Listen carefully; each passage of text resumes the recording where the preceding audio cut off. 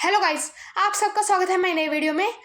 आज हम aliens, UFOs और एरिया 51 पर डिस्कशन करने जा रहे हैं। क्या आप जानते हैं कि एरिया 51 जो कि लास वेगास से 83 माइल्स की दूरी पर है और नेवाडा डेजर्ट के बीच में स्थित है। यहाँ पर कुछ साइंटिस्ट एलियंस की प्रेजेंस और एब्सेंस पर डिबेट करते हैं। कुछ लोगों का मानना है कि एलियंस जैसा कुछ तो होता है, पर कुछ लोग ये भी कहते हैं कि एलियंस नाम की कोई चीज़ नहीं होती। एरिया 51 के पीछे का रहस्य जानने से पहले आइए हम ये समझ लेते हैं कि आखिर एरिया 51 है क्या।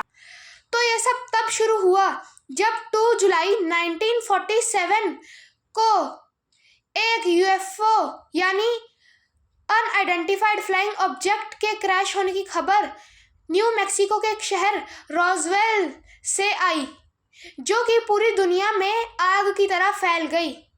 तो इस खबर के फैलने के बाद यूएस की गवर्नमेंट ने फैसला किया कि वो इस एरिया को एक रेस्ट्रिक्टेड जोन घोषित कर देंगे, और उन्होंने वैसा ही किया और उस एरिया में अंडरग्राउंड सेंसर डिप्लॉय कर दिए और वहाँ किसी भी घुसपैठी के घुसने पर उसे शूट डाउन करने का ऑर्डर भी दे दिया। इस जोन के रेस्ट्रिक्टेड होने के कारण ना तो आज तक कोई नॉर्मल पर्सन इसके अंदर जा पाया है, ना ही इसके अंदर होने वाली एक्टिविटीज़ का पता किसी नॉर्मल बंदे को चला है।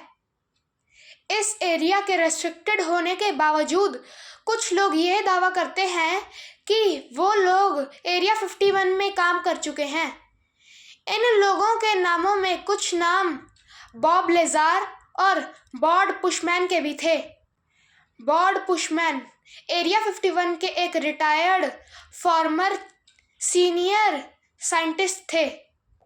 इनका देहांत 7 अगस्त 2014 को हो गया, पर इनकी मृत्यु से पहले कुछ दिनों पहले इनका एक इंटरव्यू हुआ था जिसमें इन्होंने अपने काम के बारे में लोगों को कुछ बताया था।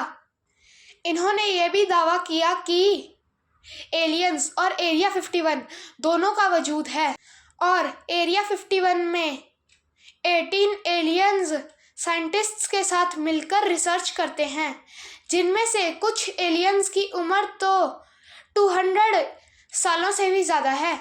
बॉड पुशमैन ने अपने इंटरव्यू में एलियंस और यूएफओज की कुछ पिक्चर्स भी दिखाई, जैसा कि आप अपनी स्क्रीन पर देख ही सकते हैं। उनको एलियंस ने यह भी बताया कि वो कुटोनिया नाम के प्लैनेट से आए हैं, जो कि अर्थ से 39 लाइट ईयर्स दूर है। इस दूरी को पूरा करने में ह्यूमंस को 39,000 ईयर्स से भी ज़्यादा लग जाएंगे, पर उनको एलियंस ने बताया कि एलियंस को वो डिस्टेंस ट्रैवल करने में सिर्फ 45 मिनट्स का टाइम लगता है। एलियंस बात करने के लिए टेलीपैथी का यूज़ करते हैं। मतलब अगर आपके दिमाग में कोई क्वेश्चन चल रहा है एलियंस के बारे में, तो वो आपको उस क्वेश्चन का जवाब दे देंगे बिना उनको वो क्वेश्चन बताए। पर इतने सारे सबूत मिलने के बाद भी यूएस की गवर्नमेंट ने एलियंस की प्रेजेंस होने से इनकार कर दिया। खैर, सच चाहे जो भी हो, पर समय के साथ वो सामने आ ही जाएगा।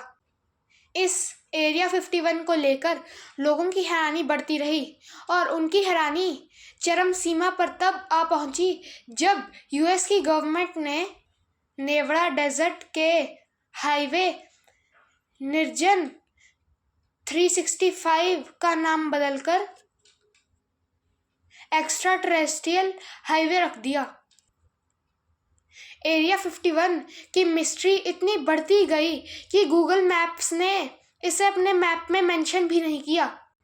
पर 1965 में वियतनाम वॉर के दौरान यूएसए की सेंट्रल इंटेलिजेंस एजेंसी यानी CIA को एरिया 51 की मौजूदगी माननी ही पड़ी। पर 2013 में जब CIA ने अपनी एक रिपोर्ट में एरिया 51 का नाम मेंशन किया तो पूरी दुनिया हैरान हो गई और उन्होंने उस रिपोर्ट में लिखा कि एरिया 51 बस एक US का एयरफोर्स बेस है, ना कि कोई एलियन और UFO। क्या आप जानते हैं कि जब सोवियत यूनियन, रशिया और USA के बीच में वॉर चल रही थी, तब रशिया की सैटेलाइट ने एरिया 51 की सबसे पहली सैटेलाइट इमेज ली। तब पूरी दुनिया के सामने एरिया 51 की सबसे पहली सैटेलाइट इमेज पेश की गई, जिससे पता चला कि एरिया 51 में कुल 8 रनवे हैं, जो कि USA का सबसे सुरक्षित एयरबेस है। कुछ UFO रिसर्चर्स के हिसाब से अमेरिका एरिया 51 में दुनिया के सबसे खतरनाक और एडवांस्ड एयरक्राफ्ट्स और वेपन्स बना रहा है और कभी कभार तो US गवर्नमेंट इन अजीबोगरीब दिखने वाले एयरक्राफ्ट्स की टेस्टिंग भी करती है, जिनका डिज़ाइन देखकर लोग उन्हें UFOs समझ बैठते हैं। अमेरिका के सबसे खतरनाक स्टेल्थ एयरक्राफ्ट्स भी एरिया 51 में ही बनाए गए थे, जो कि सैटेलाइट्स और रेडार्स को भी चकमा दे सकते हैं, जैसे कि ब्लैक हॉक हेलीकॉप्टर। 2011 में ओसामा बिन लादेन को पकड़ने के लिए USA ने इस ब्लैक हॉक स्टील्थ हेलीकॉप्टर में अपने सील कमांडर्स को भेजा था, ताकि ये पाकिस्तान के रेडार्स में विजिबल ना हो और पाकिस्तान की सैटेलाइट्स इसे देख ना सकें। जब 3 ब्लैक हॉक हेलीकॉप्टर्स पाकिस्तान की सीमा में पहुंचे तो उनमें से एक में खराबी आ गई थी, तो अमेरिकी सरकार ने उसे नष्ट करने का डिसीजन लिया, ताकि पाकिस्तान उस हेलीकॉप्टर को देखकर उसकी टेक्नोलॉजी को कॉपी ना कर सके और वैसा ही एक और एयरक्राफ्ट ना बना सके। अमेरिकन एयरफोर्स, नासा और CIA अपनी सुपरसोनिक टेक्नोलॉजीज को पूरी दुनिया से छुपा कर रखना चाहते थे। अमेरिका के अनुसार वो इस टेक्नोलॉजी को पहले भी यूज़ कर चुका है।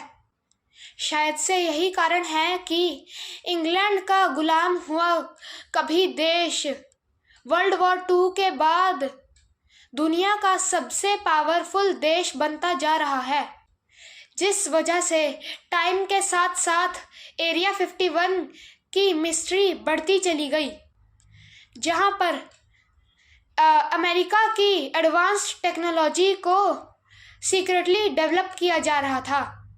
आज लगभग 60 साल बाद US एयरफोर्स अपनी एडवांस्ड एयरक्राफ्ट्स और एडवांस्ड टेक्नोलॉजीज़ की वजह से पूरी दुनिया में सबसे बेस्ट एयरफोर्स मानी जाती है। हम एग्जैक्टली ये तो नहीं जानते कि वहाँ किस तरह के प्रोजेक्ट्स और रिसर्चेस की जाती हैं, पर इतना ज़रूर जानते हैं कि वहाँ काम करने वाले लोग आज तक अपने अंदर टॉप सीक्रेट्स छिपाए हुए हैं, जो कि आज तक एक बहुत बड़ी मिस्ट्री है। और अगर आपको आज की वीडियो पसंद आई हो तो प्लीज़ मेरी इस वीडियो को लाइक करना, शेयर करना और कमेंट भी ज़रूर से कर देना। और अगर आप मेरे चैनल पर नए हो तो मेरे चैनल को सब्सक्राइब करके उसके बगल वाली बेल आइकन को भी ज़रूर प्रेस कर देना।